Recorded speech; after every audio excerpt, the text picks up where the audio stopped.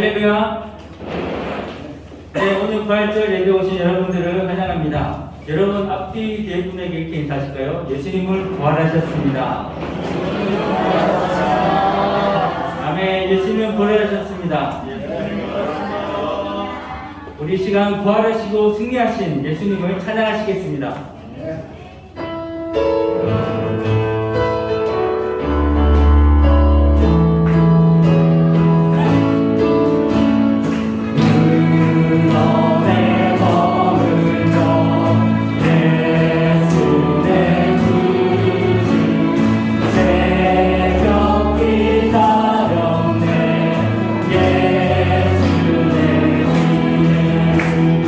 원수 나리고 무덤에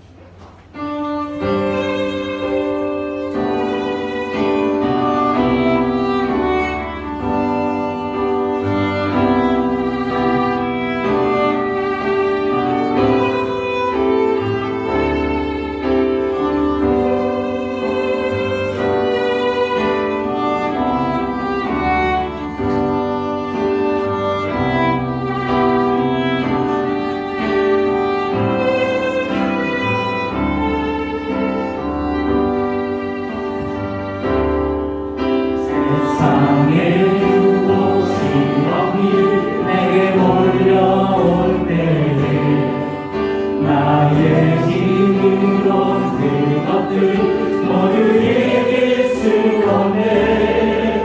거대한 폭풍 가운데 위축된 나의 영혼 어찌할 바를 몰라 헤매이고 있을 때 주를 찬양 손을 들고 찬양 전쟁이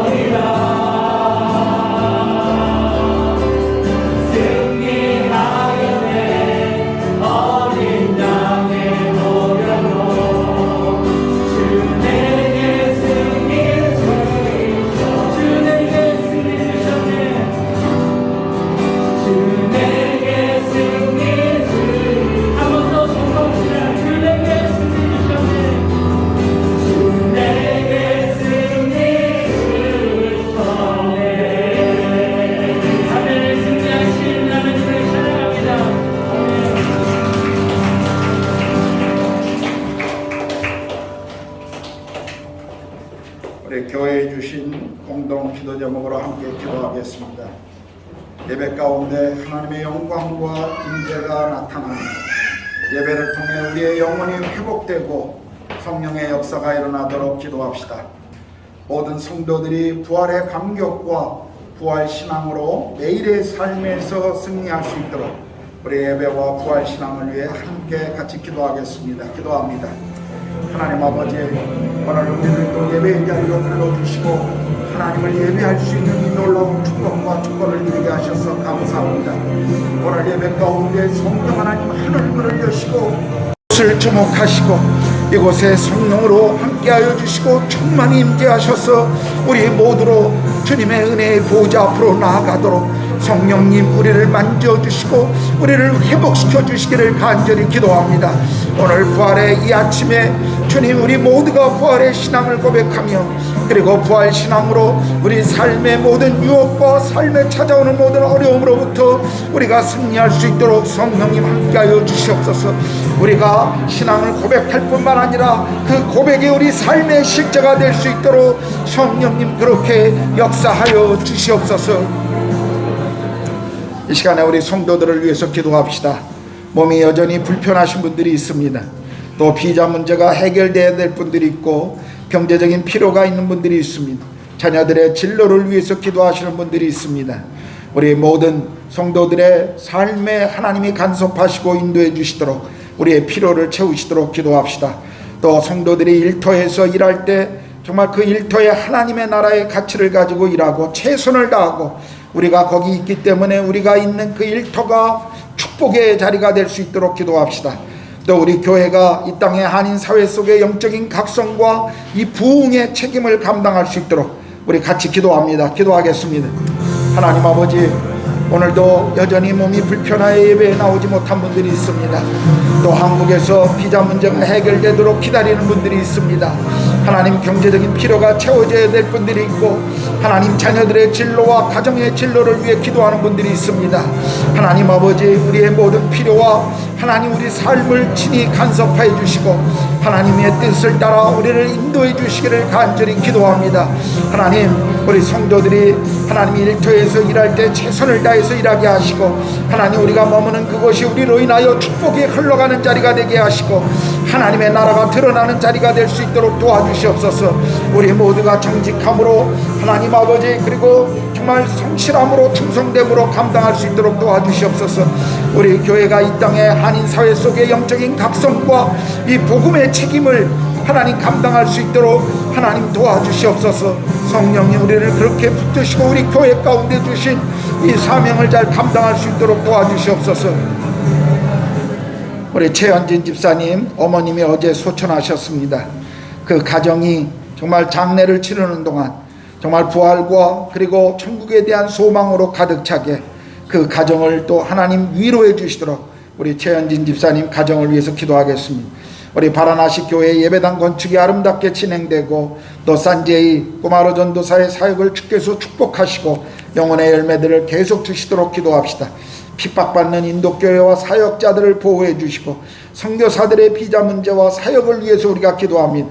또 IBS 신학교의 모든 신학생들이 정말 좋은 지도자로 훈련되어지도록 또 학장님의 비자 문제가 해결되어서 신학교 사역에 어려움이 없도록 우리 함께 기도하겠습니다. 기도합니다. 하나님 아버지, 우리 최현진 집사님 어머님 어제 소천하셨는데 하나님 아버지, 정말 장례가 치르는 동안 하나님 그 가정을 위로해 주시옵소서. 어머니를 잃은 우리 최 집사님과 또 남은 유가족들을 주님이 위로해 주시고 성령께서 하나님 장례가 치르는 동안 하나님 천국에 대한 소망과 부활의 하나님이 기쁨으로 인하여 다시 만날 그날을 서로 기대하며 주님 앞에 예배가 하나님 그 장래의 모든 진행들이 진행될 수 있도록 도와주시옵소서. 하나님, 바라나시 교회 예배당 건축을 주님 손에 부탁합니다. 계속 하나님 필요한 것들을 채워주시고 아름답게 진행되게 하시고 하나님, 산제이 꼬마로 전도사가 정말 성령으로 충만하여 하나님 정말 그의 사역 가운데 영혼의 열매들을 계속 부어주시도록 하나님 도와주시옵소서. 핍박받는 인도교회와 이 땅의 사역자들을 보호해 주시고 선교사들의 비자와 그리고 이 땅에서 하나님 그들의 사역을 통해 많은 열매들을 맺을 수 있도록 도와주시옵소서. IBS 신학교의 모든 신학생들이 정말 좋은 지도자들로 훈련되어지고 성장할 수 있도록, 그리고 학장님의 비자 문제가 해결되어 신학교 사역에 어려움이 없도록 하나님께서 도와주시옵소서. 우리 러시아와 우크라이나의 전쟁을 주께서 속히 끝내주시도록 기도합시다. 그리고 이런 모든 이 땅의 아픔과 상처를 하나님이 정말 치유해 주시도록, 그리고 이 모든 고통을 시작한 악한 자들을 하나님께서 공의의 심판을 내리시도록 기도합시다.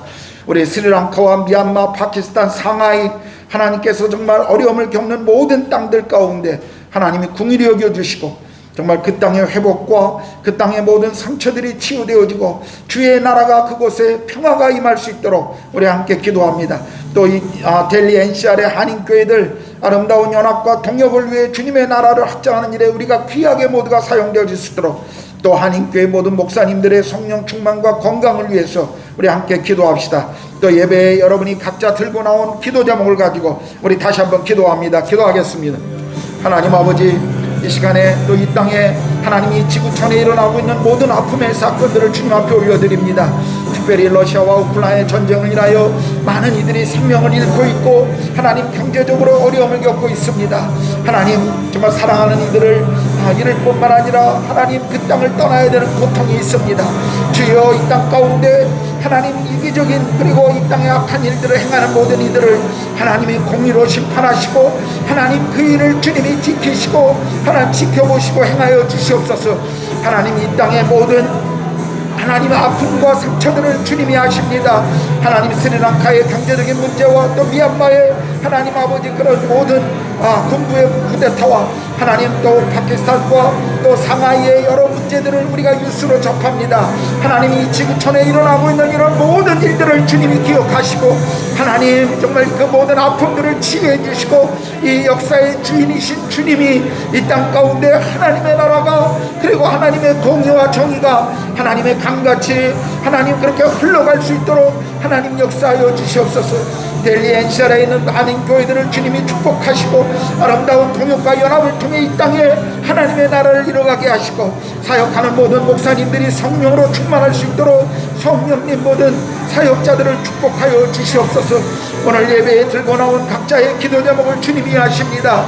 우리의 기도를 들으시고 응답하시고 내 이름으로 행하는 내 이름으로 기도하는 그 모든 것들을 내가 시행하리라고 약속하신 주님, 오늘 예배 가운데 기도하는 우리의 모든 기도를 주님이 들으시고 시행하여 주시옵소서. 주님이 고레스에게 말씀하시기를 내가 네 앞서가며 험한 것을 평탄하게 하며 논문을 쳐서 부시며 흑암 중에 있는 재물을 내게 주어서 너로 너를 지명하여 부른 자가 나 여호와 이스라엘의 하나님인 것을 알게 하시겠노라고 역사의 배후에서 역사를 주장하고 계시는 하나님이 어떤 분이신지를 우리에게 말씀하신 것 우리가 기억합니다. 주님, 오늘 이 지구촌에 또 우리 주변에 일어나고 있는 수많은 일들을 우리의 아픔을 우리의 상처들을 주님이 아십니다.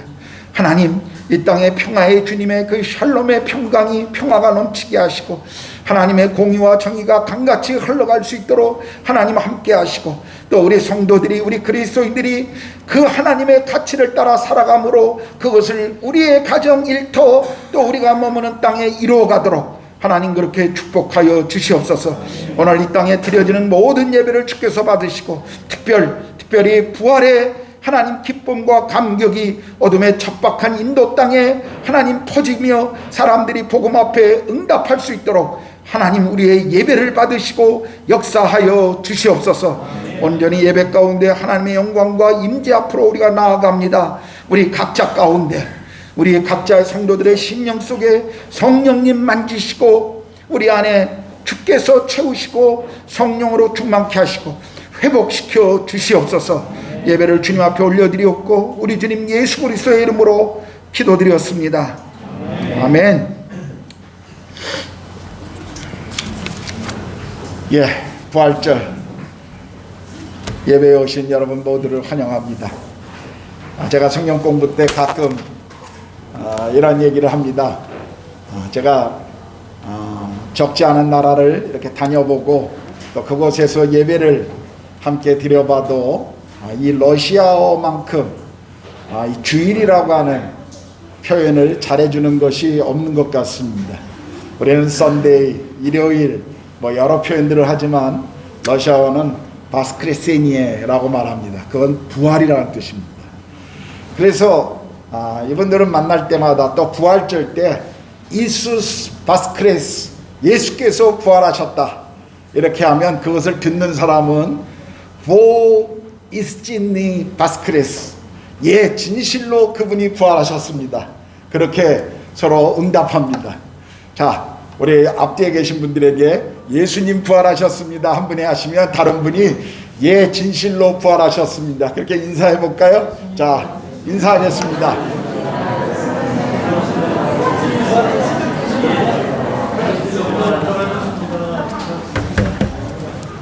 예, 예수님이 부활하신 것, 그것은 이 땅의 역사적인 사건이요 또 실제라는 것을 우리 모두는 고백하고 있습니다. 사실 기독교의 가장 큰 명절이 부활절입니다. 부활이 없다면 바울은 고린도전서 15장에 우리의 믿음도 헛것이요 우리가 전파하는 것도 헛것이라고 말하고 있습니다. 부활만큼 우리 인생에 우리 영혼에 정말 귀한 사건은 없습니다. 정말 우리가 이 날을 기뻐하고 우리가 함께 축하했으면 좋겠습니다. 자, 오늘 우리가 부활절 감사헌금으로 드려진 모든 헌금은 이미 말씀드린 것처럼 우리 바라나시 예배당 건축 지원금으로 모두 그렇게 사용하도록 하겠습니다. 또 이번 주 금요일, 토요일 제가 소속되어 있는 우리 침례교 인도 선교사님들 총회가 그레이트 노이다에 있습니다. 총회가 잘 진행되도록 또 기도해 주십시오. 저희 부부 또 이육준 목사님 가정 다 참여하고 올 텐데 잘 다녀올 수 있도록 여러분도 기억해 주시고요. 최현진 집사님 어머님 어제 소천하셨다고 하는 연락을 오늘 새벽에 제가 받았습니다. 그래서 좀 그냥 가족 코로나 상황이나 가족끼리 가족장으로 예배 드린다고 해서 저희가 화는 보내드리지 않았습니다. 그래서 여러분 계속 기도해 주시고 장례 18일 날 발인한다고 그러는데 발인할 그 장례 기간 동안 그 가족들의 마음에 정말 주님이 주시는 위로 넘치도록 꼭 함께 또 기도해 주십시오. 오늘 부활절을 기념해서 우리가 교회에서 자매회에서 우리 계란을 준비했습니다. 그래서 아마 김밥과 함께 계란들을 다 이렇게 나중에 예배 끝나고 나면 나눠드릴 텐데 또 절편 떡도 또 준비됐습니다. 그 떡은 우리 이창섭 집사님 부모님이신 우리 이승욱 집사님, 유기순 권사님이 또 감사함으로 우리 교회에 또 헌금을 하셨습니다. 그래서 교인들에게 뭘 좀 대접하고 싶다고 해서 오늘 절편은 또 여러분에게 예배 마치면 같이 나눠드리도록 하겠습니다. 감사드리고요. 예, 교회 앞에 제가 혹시 놓친 광고 있습니까? 예, 우리 주찬미 자매 또 유호성 형제는 이번 주 좀 여행 중입니다. 그래서 아마 다음 주에 모두 뵐 수 있을 것 같고요. 예, 다른 광고 없으시면 우리 요한복음 11장 17절에서 44절 말씀 우리 박가연 양이 나와서 봉독해 주시겠습니다.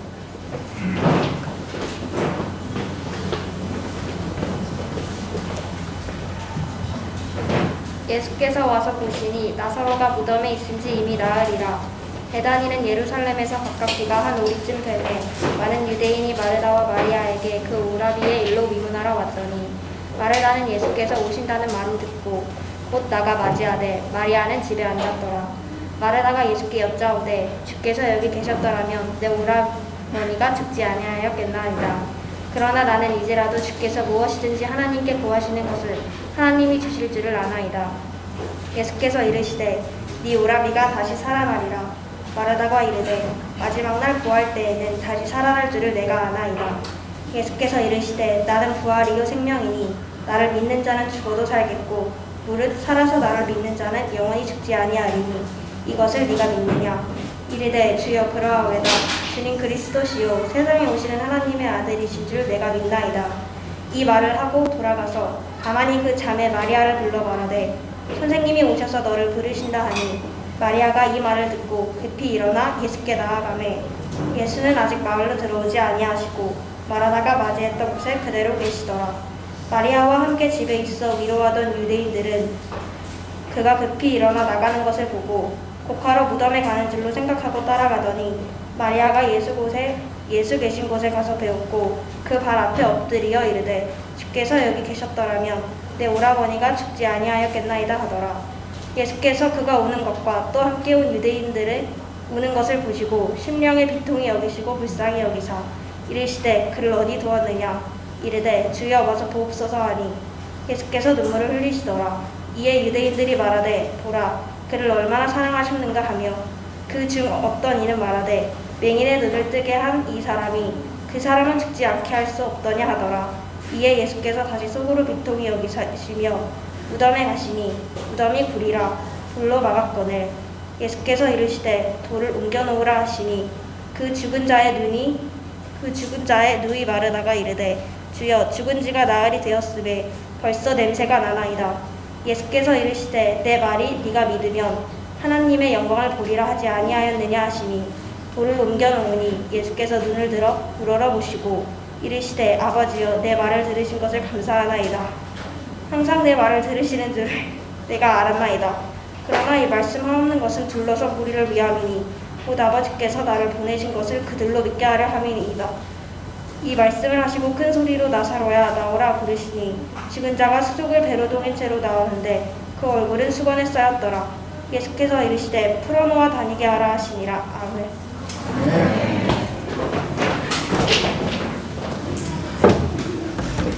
예, 이 시간에 드려진 헌금 봉헌하는데 우리 특주 듣겠습니다.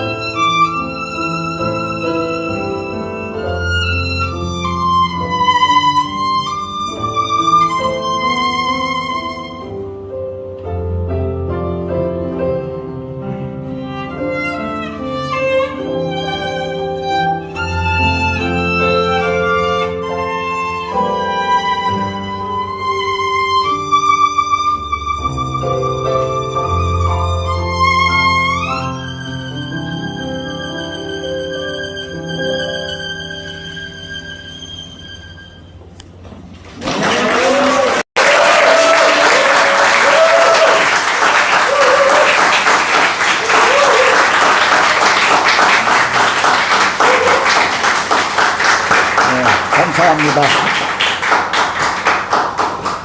드려진 헌금을 위해서 기도하겠습니다. 이 부활의 아침, 우리 삶의 생명이시요 부활이신 주님을 예배하며 주님을 찬양합니다. 이 시간 우리의 주인이시고 우리의 모든 것을 공급하시고 우리의 필요를 채우시는 주님,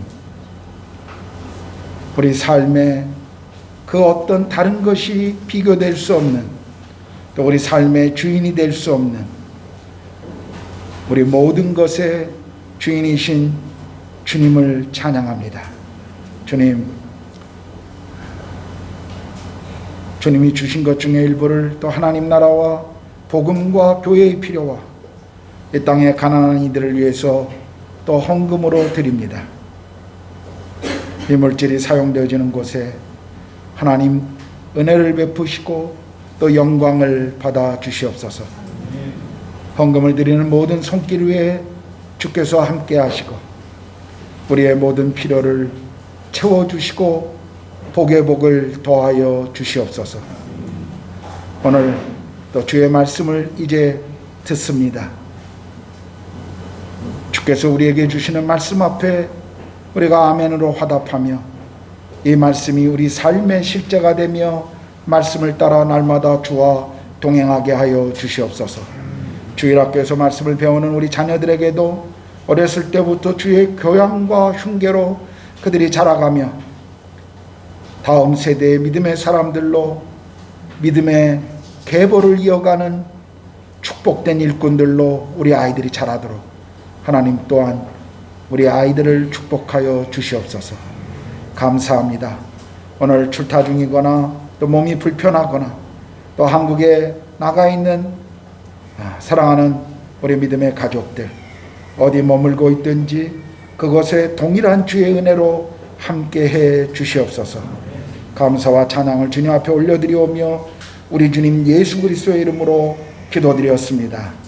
아멘.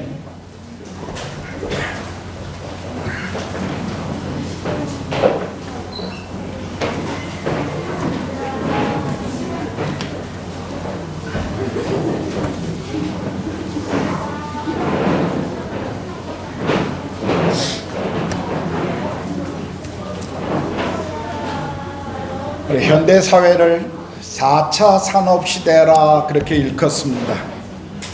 빅데이터와 또 인공지능이 사람들이 하는 대부분의 일들을 대체하게 될 것이다 라고 또 말합니다.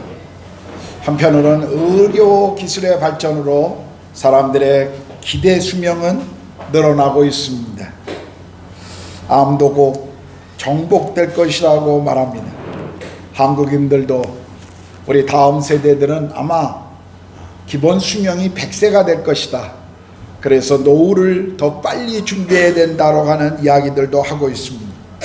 21세기는 어떤 의미에서 다시 희망의 시대가 된 것처럼 보였습니다.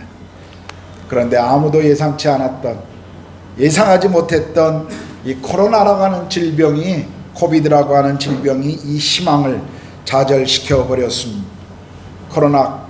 코로나 팬데믹은 세상의 질병과 그리고 죽음의 문제를 다시 직면하게 했고, 그리고 우리가 기대했던 과학기술들은 오히려 이 병이 더 빨리 확산되는 그런 역할을 만들어냈습니다. 세계 경제는 어두워졌고 우리의 젊은이들은 아마도 이제까지 보지 못했던 부모 세대보다 더 가난한 경제적인 어려움을 겪는 세대가 될 것이라고 사람들은 우려하고 있습니다. 한국도 새로운 정치나 경제 회복에 대한 기대가 없이 부정적인 미래로 인해 사람들은 염려하고 있습니다. 더 나아가서 러시아의 우크라이나 침공을 보면서 지구촌에 힘 있는 이웃 나라가 힘없는 사람들을 어떻게 무참히 침략하는지, 이 전쟁의 참혹함을 보면서 또 민주주의가 후퇴하는, 쇠퇴해가는 모습을 우리가 보게 되었습니다. 이런 일련의 모든 주변의 상황은 사람들의 마음속에 희망보다는 절망과 두려움을 갖게 합니다. 최근에 러시아의 핵 위협이 등장하면서 또 다른 사람들은 공포를 경험하고 있습니다. 그래도 살아있는 한 희망은 있다라고 하는 말들을 사람들은 종종 합니다. 사람들은 인생에서 여전히 희망을 꿈꾸고 또 희망스러운 미래를 바라보며 이 소망을 잃어버리지 않으려고 합니다. 그런데요, 오늘 우리가 읽었던 성경 본문에 보면 죽음의 절망에 사로잡혔던 한 가정의 이야기를 우리는 볼 수가 있습니다. 살아있어야 그래도 희망을 꿈꾸고 살아있어야 미래를 기대할 터인데 죽어버린 인생, 죽음이라고 하는 이 절망 앞에 섰던 한 개인, 그리고 한 가정, 그리고 그 공동체, 과연 희망은 있었을까요? 오늘 성경은 나사로의 부활을 통해서 우리에게 그 답을 주시고 계십니다. 그렇다면 나사로의 부활을 통해 우리가 배우는 것은 무엇일까요? 첫 번째로 이 사건이 주는 역사성입니다. 우리가 1절에서 3절을 보면 이 사건은 베단이라는 곳에서 일어났습니다. 베단이는 예루살렘에서 약 2.5km 정도 떨어진 것입니다. 예루살렘 성에서 조금만 내려가서 언덕을 올라가면 감람산이 마주보고 있고, 감람산 바로 뒤에 작은 마을이 베단이라고 하는 마을이 있습니다. 그곳에는 예수님과 개인적으로 친밀했던 친구 나사로와 그의 누이 동생 마르다와 마리아가 살고 있었습니다. 성경에 보면 예수님이 예루살렘을 방문할 때마다 아마도 이 베다니 마르다 마리아의 집에 머무셨던 것 같습니다. 그때 예수님께서는 요단강 건너편에 계셨는데 약 30km 정도 떨어진 곳에 계셨고 하루길 정도 떨어진 곳에 있으셨습니다. 이 사건이 일어난 시간을 보면 예수님이 십자가에 돌아가시기 전 얼마 전에 일어난 일이었습니다. 또 오늘 본문에 보면 오늘 이 일이 일어난 배경에 대해서도 설명해 줍니다. 갑작스러운 나사로의 병이었습니다. 나사로의 병이 어떤 병인지 오늘 성경은 구체적으로 우리에게 설명해 주지 않습니다. 그러나 아마도 중병인 것 같습니다.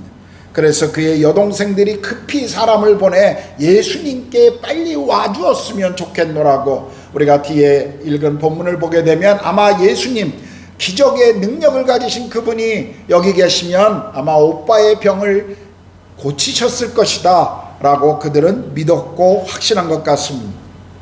또한 오늘 본문을 보면 이 모든 사건을 목격한 사람들이 있었습니다. 나사로의 동생 마르다와 마리아, 그리고 예수님의 제자들, 그리고 베다니 마을의 사람들, 그리고 이 장례에 참여하기 위해서 예루살렘과 다른 곳에서 방문했던 사람들이 있었습니다. 나사로가 죽었다가 다시 살아난 이 사건은 그렇다면 그냥 은밀한 곳에서 비밀스러운 의식 가운데 일어난 일이 아니라는 것입니다. 한마디로 표현하면 정말 밝은 대낮에 수많은 사람들이 바라보는 가운데 실제적으로 일어난 역사적인 사건이었습니다. 복음서를 우리가 읽어보면 예수님이 죽은 사람을 다시 살리는 경우가 3번 나옵니다. 야이로의 딸이었고요, 그리고 나인성 과부의 아들을 살리시는 장면이 나옵니다. 근데 성경에 보면 야이로의 딸은 죽자마자 예수님이 죽은 지 얼마 안 되는 아이를 살렸고, 또 나인성 과부의 아들도 장례식에 무덤을 향해 가는 도중에 살리신 것을 보면 아마 죽은 그날 죽었을 것입니다. 왜냐하면 유대인들은 더운 지방이었기 때문에 죽으면 그날 장사하는 그런 문화적인 습관이 있었습니다. 그런데 오늘 기적은 이 나사로가 죽은 지 4일이 지난 시간에 이 나사로를 다시 살려주신 것입니다. 이 기적은 성경이 우리 가운데 보여주는 마지막 기적이요, 예수님께서 보여주신 가장 놀라운 기적이었습니다. 우리가 이 기적을 바라보면서 주목해야 할 것은 나사로가 죽었다가 다시 살아난 이 사건은 곧 있을 예수님의 부활을 예표하고 있다는 것입니다. 나사로의 다시 살아남은 예수님의 부활을, 그리고 나사로의 그 비어있는 무덤은 예수님의 빈 무덤을 미리 보여주고 있습니다.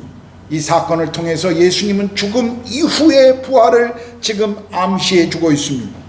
기독교가 타 종교와 가장 구별되는 중요한 특징은 부활입니다. 예수 그리스도의 유일하심은 바로 이 부활하심에 있습니다. 예수 그리스도의 부활은 그 어떤 종교에서도 찾을 수 없는 유일한 사건입니다. 기독교 선포의 이 복음의 핵심은 십자가와 부활이었습니다. 그 중에서도 부활은 가장 중요한 핵심이었기 때문에 기독교를 부활의 종교라고 말하고 있는 것입니다. 예수님의 부활도 일어난 시간이 있었고 일어난 장소가 있었습니다. 그리고 그것을 목격한 수많은 증인들이 있었습니다. 예수님의 부활은 비밀스러운 어떤 사교 집단에서 은밀하게 일어난 일이 아니었습니다.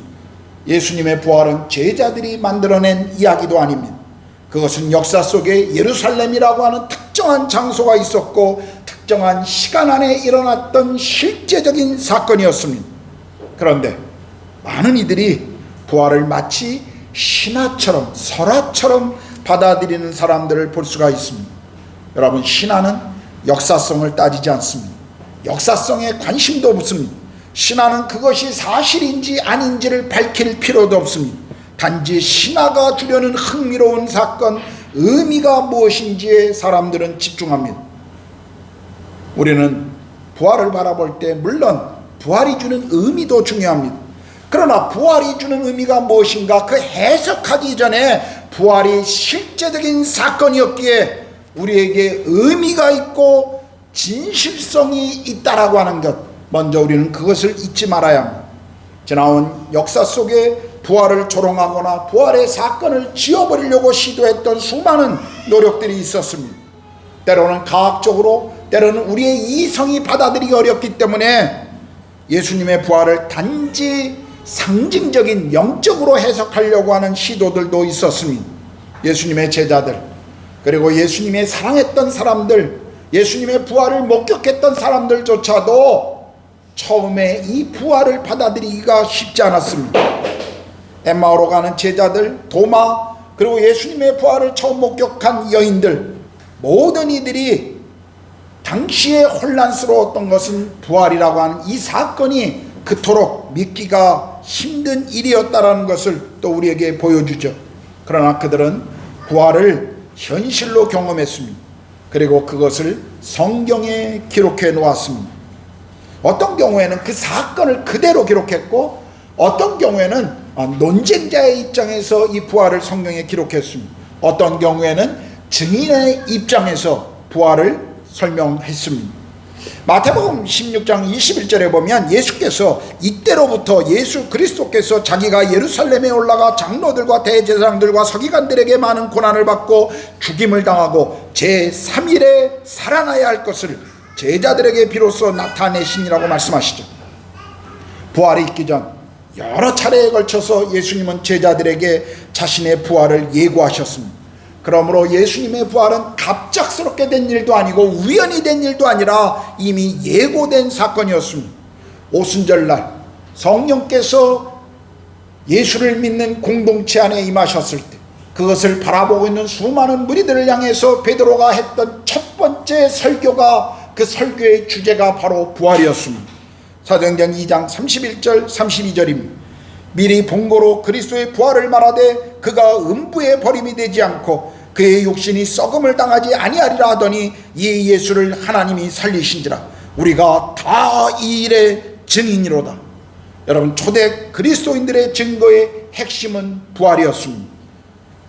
그들은 친히 그것을 목격한 증인들이었기 때문에 종교 지도자들의 위협에도 불구하고 우리는 이 일의 증인이다라고 목숨을 걸고 생명을 걸고 외칠 수가 있었습니다. 그들은 자신들이 직접 경험하고 목격한 사건이었기 때문에 이 부활을 증거하는 일에 생명을 걸었던 것입니다. 부활은 예수님의 그 십자가의 죽음과 함께 예고된 기적이었고 수많은 사람들이 목격하고 증언한 실제의 사건이었습니다. 여러분은 이 부활을 믿으십니까? 예수께서 부활하셨다고 하는 이 역사적인 사건을 여러분은 믿고 계시나요? 믿으십니까? 네. 그렇다면 여러분, 이 부활이 지금 여러분의 삶에 어떤 영향을 미치고 있습니까?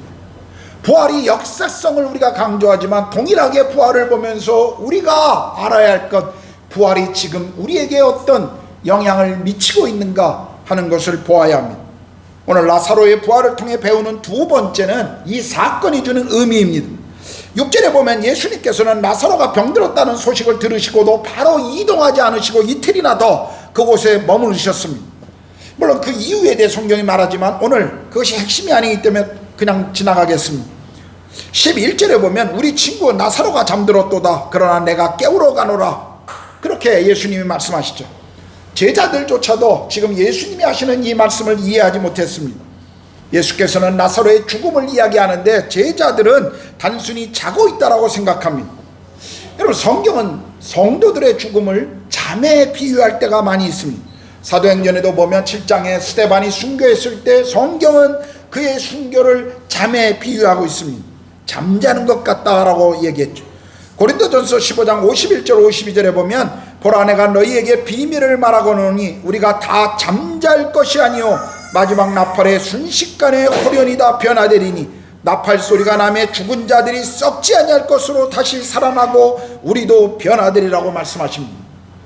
성경이 신자들의 죽음을 잠에 비유하고 있는 것은 우리가 잠에서 다시 깨어남을 전제로 하듯이 신자들의 죽음은, 성도들의 죽음은 부활로 다시 깨어날 것을 우리에게 말씀해 주고 있는 것입니다.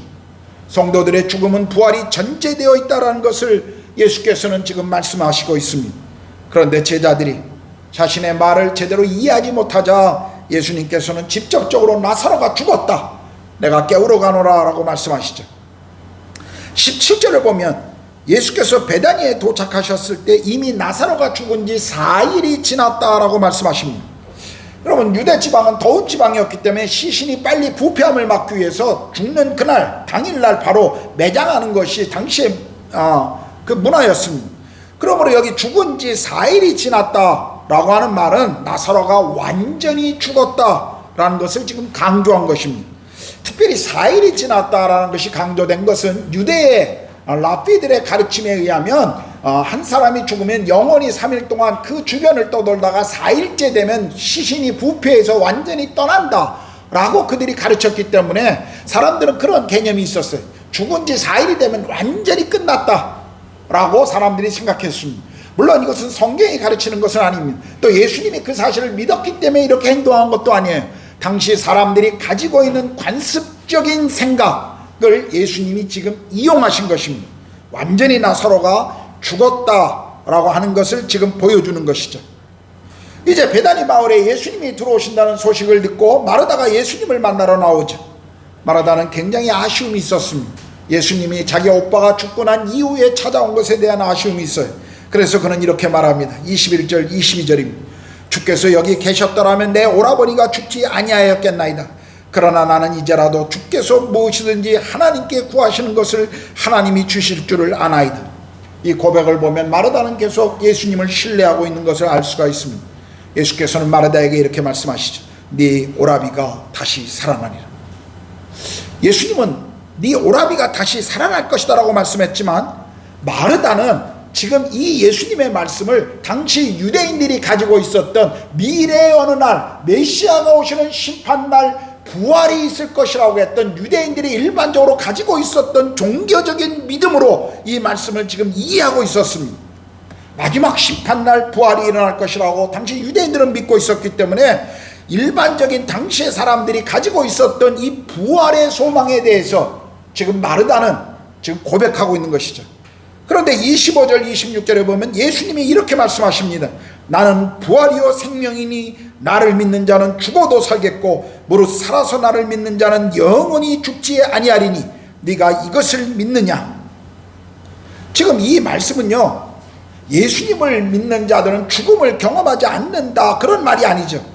믿는 자들은 죽음 너머에, 무덤 너머에 영원한 생명을 갖게 될 것이라는 것을 지금 말씀해 주신 것입니다. 예수를 믿는 자는 절대로 영원한 죽음인 우리의 심판, 지옥의 심판을 경험하지 않게 될 것이다 라고 주님이 말씀하신 것입니다. 죄로 인한 가장 큰 고통과 두려움은 죽음의 문제입니다. 사람들이 가장 두려워하고 있는 것이 있다면 그것은 바로 죽음일 것입니다. 그런데 예수께서 십자가에서 죽으시고 부활하심으로 이 죽음의 권세를 깨뜨리셨습니다. 예수님께서는 마르다에게 내가 이것을 믿느냐라고 물으신 것은 이 죽음에 대하여 여전히 예수께서 주권을 가지고 계신 것인 하나님이 한 사실을 네가 믿느냐라고 지금 질문하신 것입니다. 마르다는 이 주님의 선언 앞에 놀라운 신앙 고백을 하죠. 주님, 그렇습니다. 주는 그리스도시요 세상에 오시는 하나님의 아들이신 줄을 내가 믿나이다. 이 17절의 이 고백을 보면 예수님이 죽음에 대한 주권을 가지신 분이라고, 그분이 그리스도시며 하나님의 아들이라는 사실을 지금 마르다는 고백하는 것입니다. 이 고백을 들은 예수께서 이제 나사로의 무덤 앞에 서십니다. 그 무덤 앞에서 눈물을 흘리고 있는 마리아와 또 주변의 사람들의 눈물을 보면서 예수님께서는 함께 비통해 하셨습니다. 비통하다라고 하는 이 표현은 고통을 함께한다 라고 하는 분노하셨다라는 그런 의미죠. 예수님이 왜 고통스러워 하시면서 분노하셨을까요? 이 죽음 앞에 패배의 마음을 가지고 있는 사람들, 그리고 이 문제를 해결할 수 없는 자신이, 해결할 수 있는 자신이 이 죽음 앞에 서 있는 모습을 사람들이 보면서도 여전히 주님을 신뢰하지 못하고 있는 그 상황을 예수께서는 보시면서 지금 분노하고 계신 것입니다. 그리고 말씀하십니다. 돌을 치우라. 여러분, 당시 유대인들은 우리가 알고 있는 것처럼 사암의 그런 곳을 파서 동굴 안에 시신을 두었습니다. 그리고 그 시신이 다 썩어 뼈가 되면 다시 그것을 매장하는 그런 문화를 가지고 있습니다. 아마도 이 시신을 둔 동굴 앞에 큰 돌로 아마 이것을 막아놨을 것이에요. 그런데 그 돌을 치우라고 말씀하시죠.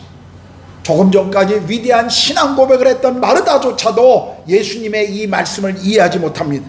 그리고 그는 말하죠. 주여, 죽은 지 나흘이 되어 이미 썩는 냄새가 납니다. 아마 무덤 주변에 있던 어떤 사람도 나사로가 실제로 다시 살아나올 것이라고 기대했던 사람은 아무도 없었을 것입니다. 예수님의 이 행동과 예수님의 이 고백을 들으면서 이상하게 여겼을 것입니다. 그런데 예수님이 말씀하십니다. 40절입니다. 네가 믿으면 하나님의 영광을 보리라. 무슨 말씀입니까? 사람들은 항상 하나님께 보여달라고 말합니다. 많은 이들이 저에게 이렇게 이야기합니다. 목사님, 보여주시면 제가 믿겠습니다. 하나님을 보여주면 믿겠습니다. 그러나 성경은 보여주면 믿는 것이 아니라 믿으면 보게 될 것이라는 것이 성경의 한결같은 약속인 것입니다. 우리는 믿으면 보게 될 것입니다. 여러분이 부활을 믿으면 그 부활이 주는 축복이 무엇인지를 보게 될 것입니다. 여러분이 이 믿음의 고백들이 있어야 합니다. 믿으면 보게 되리라. 오늘 나사로의 부활을 통해 배우는 세 번째가 무엇입니까? 부활은요, 우리 모두에게 일어날 미래의 사건일 뿐만 아니라 지금 우리가 여기서 경험하는 믿음이라는 것입니다. 43절을 보면 수많은 사람들이 보는 앞에서 주님은 나사로야 나오라 라고 외치시죠. 그리고 어떤 일이 일어났습니까? 세상에 예수님이 나사로야 나오라 말씀하시자마자 그 굴 안에서 소리가 들리기 시작합니다. 갑자기 부스럭거리는 소리가 들려요. 그리고는 저벅저벅 걸어 나오는 발자국 소리가 들립니다. 마침내 베옷을 두른 사람의 형체가 나왔어. 그 모습을 보고 있었던 마르다와 마리아, 어땠을까요? 여러분이 그 자리에 함께 머물고 있는 사람들이라면 여러분은 어떻게 그것을 받아들였을까요? 아마도 마르다와 마리아는 탄성을 내뱉고 그 자리에서 털썩 주저앉았을지도 모릅니다. 나흘이나 지나 이미 부패해서 그런 악취가 날 것이라고 생각했던 이 오빠가 걸어 나오는 모습을 보면서 그들은 정말 엄청 놀랐을 거예요.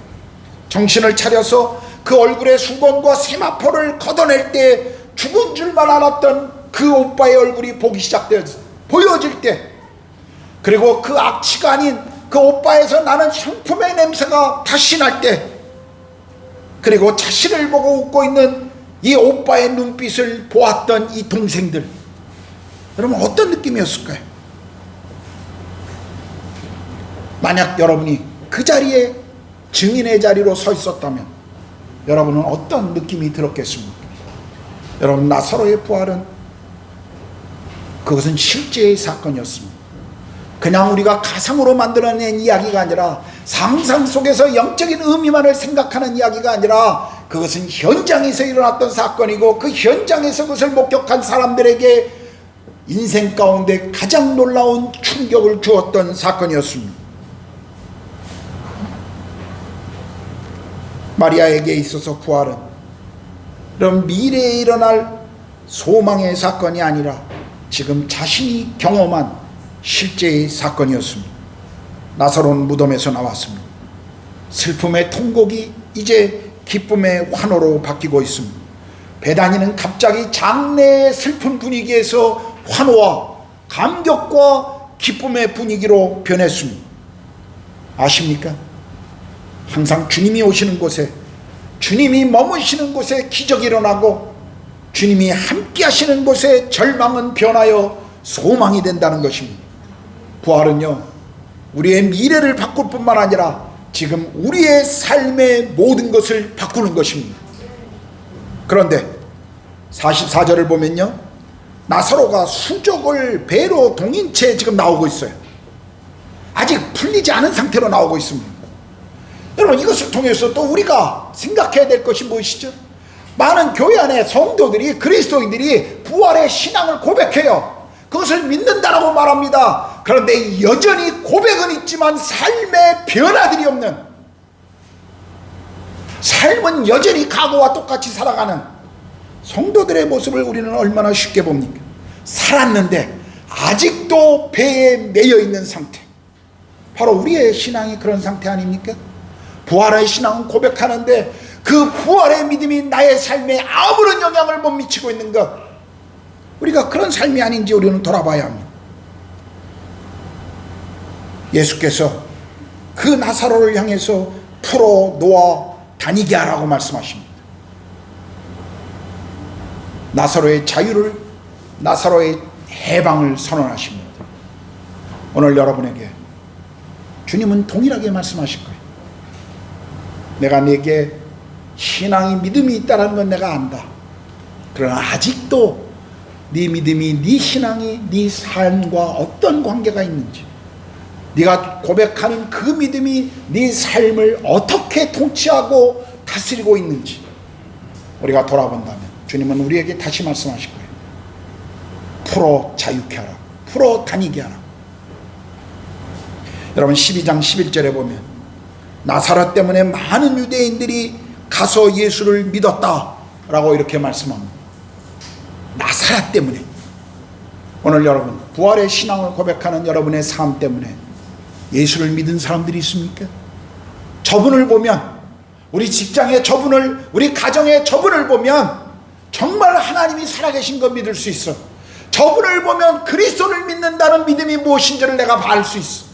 저분을 보면 정말 저가 믿는 그리스도, 저가 믿고 따르는 하나님의 나라의 가치가 얼마나 영광스러운 것인지 나도 같이 믿고 싶다고, 나도 그것을 따라가고 싶다고 고백하는 사람들이 여기 여러분들의 삶에 있습니까? 여러분의 삶을 보고 누군가가 그리스도에 대해서 관심을 가진 분들이 있나요? 여러분의 삶을 보면서 누군가, 나도 저 사람이 믿는 그 믿음을 가지고 싶다라고, 그 하나님의 나라를 따라가고 싶노라고 고백하는 사람들이 여러분의 인생 속에 있으셨습니까? 부활은요, 단순히 우리의 입술의 고백만이 아닙니다. 우리의 찬양의 노래의 가사만이 아닙니다. 부활은 우리 삶의 실제입니다. 그것은 미래에 우리가 경험하게 될 축복의 시간이 될 것입니다. 그러나 그 부활의 믿음은 지금 나의 삶을 다스려야 합니다. 그것이 나의 삶을 변화시켜야 돼요. 그러지 않는다면 우리의 고백은 헛것이 될 것입니다. 부활신앙은 우리를 죽음의 권세에서 자유롭게 할 뿐만 아니라 지금 우리의 현실에서 계속 우리를 이끌어주는 믿음이 되어야 합니다. 부활신앙은요, 지금 우리에게 필요한 믿음입니다. 부활을 추상적인 것으로 만들지 마십시오. 죽음이 실제인 것처럼 부활도 실제입니다. 나사로의 죽음으로 나사렛 주변의 사람들은 죽음의 현실과 부딪혔어요. 나사로가 다시 살아나면서 그들은 부활의 현실을 보았습니다. 아무도 구해줄 수 없고 도망칠 수 없는 이 죽음의 현실 앞에서 나사로가 다시 살아나는 것을 보면서 그들은 부활이 무엇인지를 보았습니다.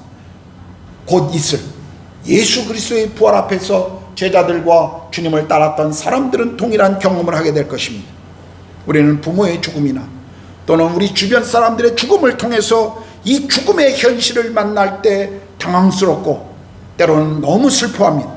그런데 웬일인지 정작 나의 죽음은 추상적으로 밀어낼 때가 너무나 많습니다. 내 죽음은 마치 멀리 있는 것처럼 자꾸 뒤로 물어낼 때가 있죠. 왜 그럴까요? 대면하면, 그것을 직면하면 견딜 수 없는 공포가 되기 때문에 그렇습니다. 저는 과거에 제가 한 교회에서 전도사로 사역을 할 때 중소기업의 한 사장이었던 집사님이 간암으로 돌아가시기 직전에 서울대병원에 입원했어요.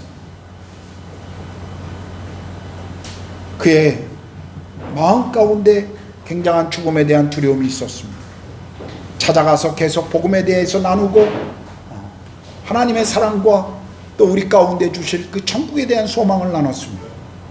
마침내 그분이 그 신앙을 고백하고 구원의 확신을 가지며 그리고 주님 앞에 자기가 어떻게 서야 하는가를 확신할 수 있었습니다. 그런데 저는 그분이 하셨던 고백을 잊지 못합니다. 전사님, 하나님 앞에 1년만 더 살게 기도하고 있습니다. 1년만 더 살도록. 아니 1년이 아니라면 6개월, 3개월도 좋으니까 하나님이 내 생명을 조금만 더 연장시키기를 위해 기도하고 있습니다. 왜 그렇게 그분이 기도한 줄 아세요? 내가 지금 하나님 만나면, 내가 지금 그분을 만나면 부끄러워서, 구원받았지만 부끄러워서 어떻게 그분 앞에 설 수 있겠노라고 내 생명을 조금만 더 연장시켜 주시면, 그런 고백을 저는 들은 적이 있습니다. 여러분, 부활신앙, 그것은 나의 죽음의 문제를 추상적으로 만드는 것 아닙니다. 사람들은 죽음 대면하기 싫기 때문에 자꾸 그것을 추상적으로 만들어요. 여러분, 부활도 사람들은 그렇게 만듭니다. 그러나요, 생명이요 부활이신 주님 없이는 우리는 이 땅에서 평안하게 살 수도 없고 평안하게 죽을 수도 없습니다.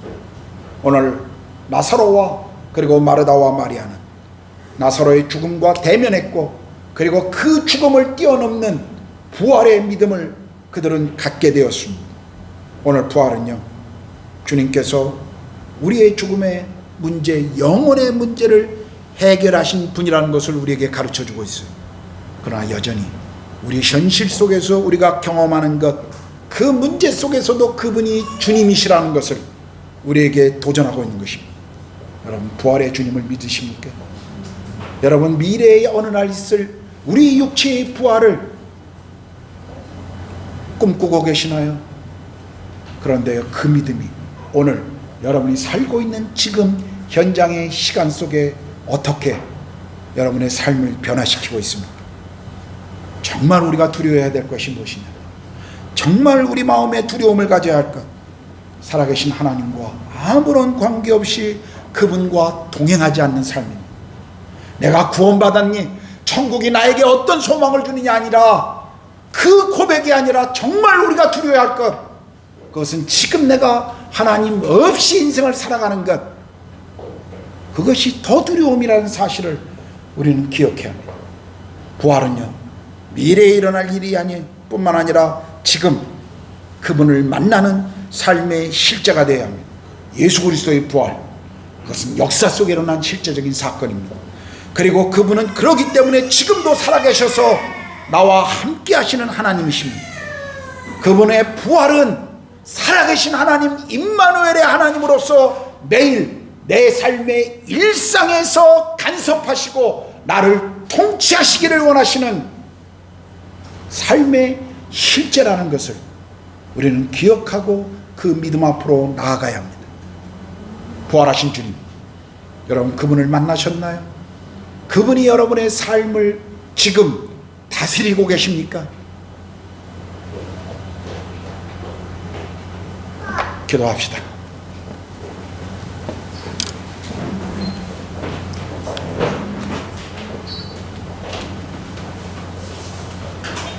오늘 말씀을 기억하고 우리가 함께 주님 앞에 좀 기도합시다. 아직도 이 부활의 믿음을 고백하지 못하는 분들이 계신다면 주님 앞에 기도하십시오. 주님, 제가 이 부활의 신앙을 갖게 도와주십시오. 제게 정말 이 믿음을 허락해 주십시오. 그래서 죽음 너머의 삶이 어떤 것인가를 내게 알게 하시고, 죽음 너머의 삶이 끝이 아니라 새로운 시작이라는 믿음을, 천국에 대한 소망을 내가 가질 수 있도록 하나님 이 믿음을 내게 허락해 주십시오. 그것을 위해서 먼저 기도하십시오. 부활의 신앙을 고백하고 있다면 여러분은 다시 한번 주님 앞에 질문하십시오. 그 부활의 믿음이, 내가 고백하고 있는 그 신앙이 지금 내 삶에 어떤 영향력을 미치고 있는지, 내 삶을 어떻게 다스리고 통치하고 있는지, 이 시간에 다시 부활의 신앙을 고백하는 성도 여러분, 주님 앞에 기도합시다. 주님, 저를 다스리십시오. 저를 통치해 주십시오. 제가 주님의 은혜 앞으로 다시 한번 나아갑니다. 부활의 믿음, 부활절만 외쳐지는 믿음이 아니라 매일 내 삶의 현장에서 이 부활의 주님을 만나며 그 주님과 함께 동행하게 해주십시오. 여러분이 부활의 주님을 만난다면, 매일 일상의 삶에 그 부활의 주님과 동행한다면 삶에 무엇이 두렵겠습니까? 무엇이 그렇게 우리를 불안하게 하겠습니까? 그분이 나와 함께 하시는, 살아계신 하나님이 나와 함께 하시는데, 이 시간 말씀을 기억하고 함께 기도하겠습니다. 기도합니다. 하나님 아버지, 매일의 일상의 삶에 부활의 주님을 우리가 만나게 해주십시오. 부활하셔서 살아계셔서 지금도 나의 하나님, 나와 동행하시는 아버지가 되시는 주님을 매일 일상의 삶에서 만나며 그 다스림 앞에 순복하게 하여 주시옵소서. 순종하며 주님 앞에 그렇게 걸어갈 수 있도록 하나님 우리 모두를 축복해 주시옵소서. 부활이 내 삶의 식재가 되며 내 삶의 모든 일에 간섭하시며 통치하시는 주님의 임재가 되게 하여 주시옵소서.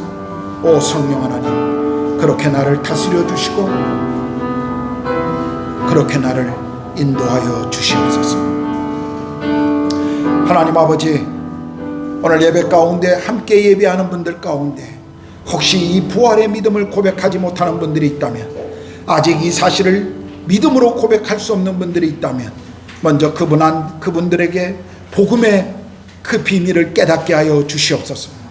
복음 앞에 정말 서게 하시고 믿음으로 그것을 고백할 수 있는 믿음의 사람들이 되도록 도와주시옵소서.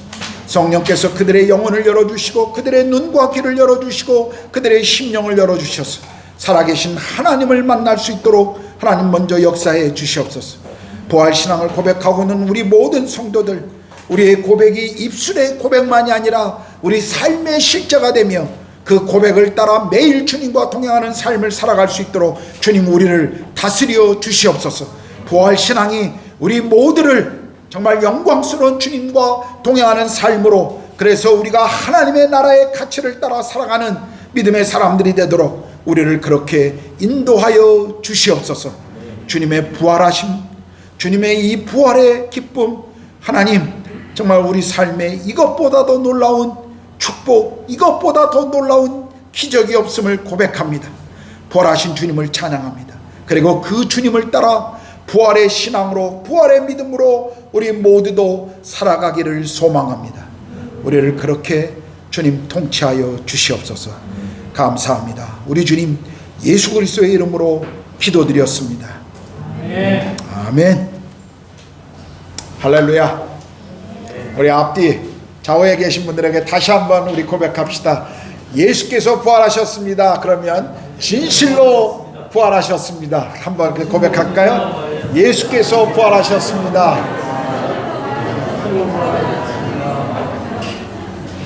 예, 감사합니다. 우리 찬송가 161장 다 일어나셔서 우리 찬양하시겠습니다. 할렐루야, 우리 예수 부활 승천하셨네. 찬양합시다.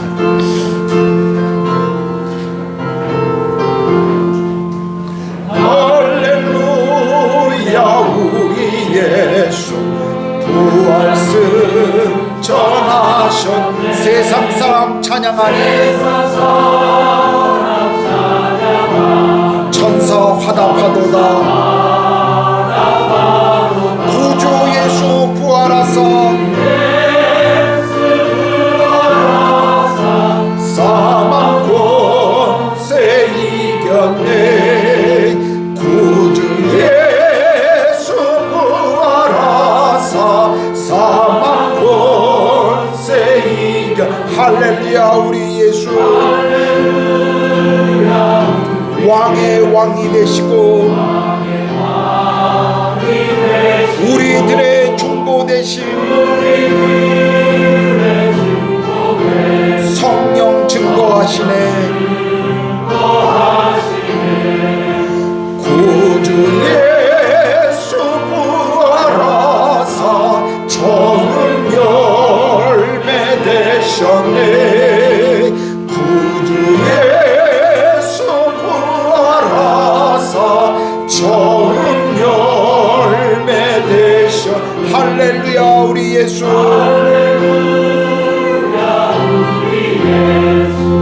흠과 티가 없도다. 무덤 속에 있는 죄인 주가 일으키신 구주 예수 부활하사 영광 주로 오시네. 구주 예수 부활하사 영광 주로 오시네. 이제는 우리 주님 예수 그리스도의 은혜와 하나님의 그 크신 사랑하심과 성령의 내주하시고 교제케 하심이 또 안주 우리를 부르신 부름의 자리 그 예배의 자리로 나아가는 사랑하는 구르가온 하나님교회 모든 성도들 위해 그리고 우리 자녀들과 우리의 산업 위에 그리고 이 땅에서 하나님 나라와 복음을 위해 삶을 드리고 계시는 모든 선교사님들과 그 자녀들과 사역의 열매 위에 이제로부터 영원토록 함께 하시기를 간절히 축원하옵나이다. 아멘.